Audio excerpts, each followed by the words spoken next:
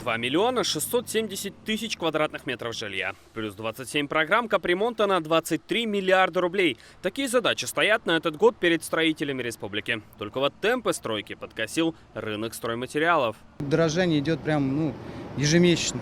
То есть нам приходится за свои деньги все это закупать заранее, так скажем. То есть надеяться, что компенсируют, да, правильно? Надеемся, что компенсируют. Я думаю, наверное, все-таки компенсируют нам. В республике стройки и капремонт не останавливались. При этом скорость работы на некоторых соцобъектах, например, в детских садах и школах, стали запаздывать. У некоторых подрядчиков возникли проблемы с закупкой материалов из-за подорожания. Особое опасение вызывает объект из-за выполнения ниже среднего показателя. Это 11 детских садов.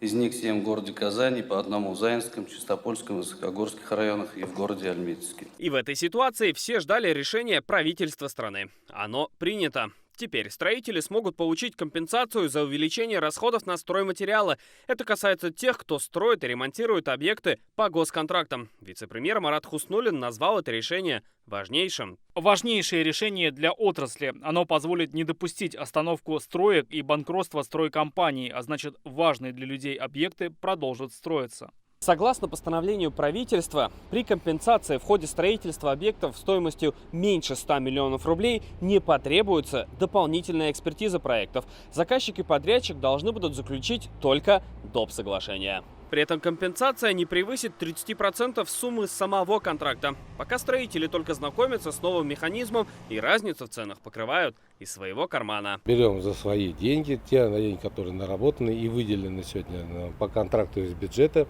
В дальнейшем, естественно, пытаемся каким-то образом решать вопросы уже на уровне правительства республики, на уровне Москвы.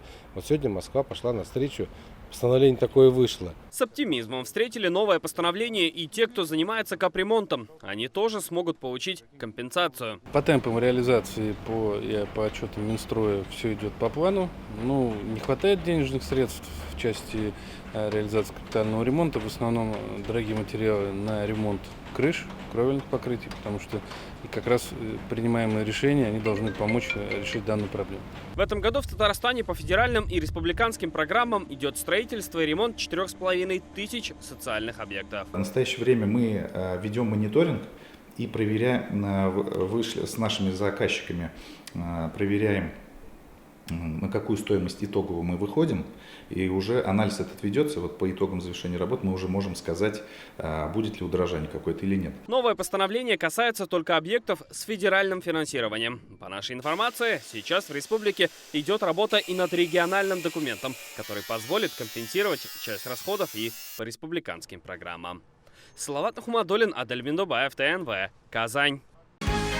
Закажи рекламу на ТНВ. Телефон в Казани 5 705 100.